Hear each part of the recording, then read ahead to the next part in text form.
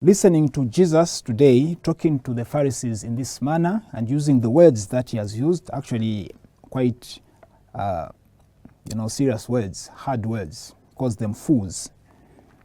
Listening to him, I think he is talking about what we can call religiosity, Kizungu, religiosity and Christianity.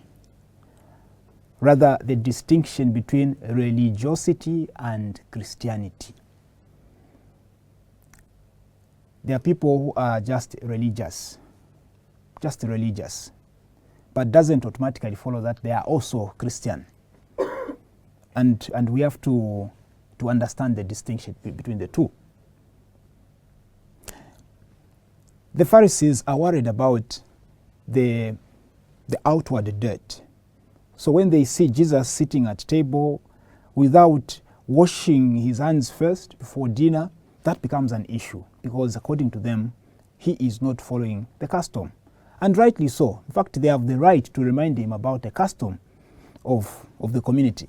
It is their duty as religious leaders of the community to ensure that the custom is respected, washing hands up to the elbow before eating. And Jesus is using this encounter in order to draw a teaching to help them realize that yes, in as much as it is important to wash one's hands or to clean oneself before eating, it is more important to take care of the inside.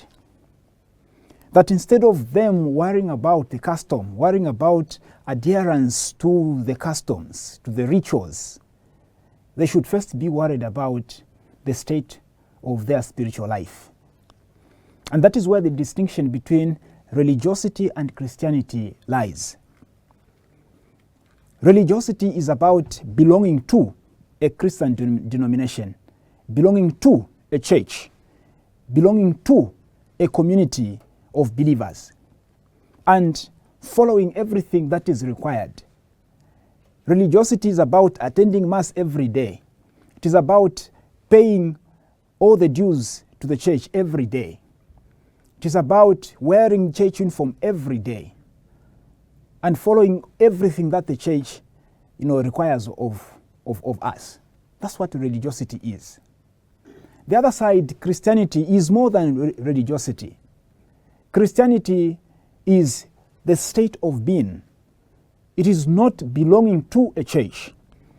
It is a state of being. And what does this mean? It means that what we learn from the church, what we learn from belonging to the church, now should be put into practice. And once that is put into practice, that is when Christianity takes over. Because, we don't just belong to a church for the sake of belonging. I think we want to belong to a church where we can get some value, spiritual guidance, moral guidance, etc., etc. Now, the church giving us moral guidance, spiritual guidance is one thing. Receiving that guidance and putting it into practice is another. And many of us just end at receiving spiritual guidance, but without putting it into practice. So a Christian, and a true Christian for that matter, is not one who just belongs to a church and pays all the dues to the church without worrying about how he or she treats other people when they go to relate with others. Christianity is a state of life. It is not belonging to, but a state of life. When you stand before God, what is the status of your Christian life, of your spiritual life? Because that is what defines Christianity, a state of life, a state of being. Many times we are worried about the outward appearance. The Pharisees are worried about Jesus not washing his hands before eating. Yeah, it's fine. It's okay to be worried about that. But there's something more that they should be worried about. And this is where Jesus decides to challenge them. There's something that should preoccupy their minds. Rather than just ensuring that people observe the rituals, there's something more that they need to do. In other words, there's something more that we need to do than just belonging to a church. Because anybody can belong to a church. A witch can belong to a church.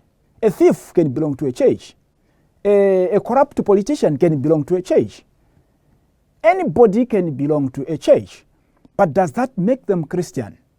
I think Christianity is more than just belonging to a church. And this is where the teaching of Christ comes in. Christianity is about cleansing oneself from within. Christianity is about allowing what you receive from the church to shape your life in a way that pleases God. That's what Christianity is about. So that when people look at you, they don't identify you as a Christian by the things you are wearing, no, but by the way you treat them. Jesus is calling the Pharisees fools. You fools. You are worried about outside, yet your inside is full of extortion and wickedness. You're worried about cleansing the outside, yet your hearts are still very far away from God. It is as if Jesus is saying, it is possible to sit in church but still to be very far away from God.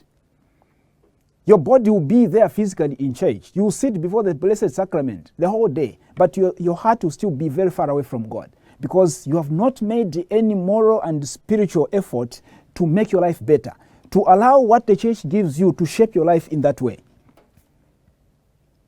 So you just end up being religious, that's all, without graduating to Christianity.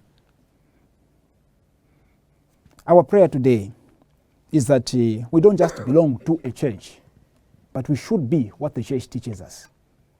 We should be what we get from the church. The church gives us a good foundation for good Christianity, like for us to be good Christians. That's the foundation. We go to church, we are given the values, we are given the moral guidance. That's the foundation. Now it's up to us to make use of what the church gives us. So Christianity is not just being your name being registered in the church register. Christianity is not just being written somewhere. Christianity is an effort that you make to be a better person before God and before other people. People should not identify you to be a Christian by what you are wearing, but by the way you treat them.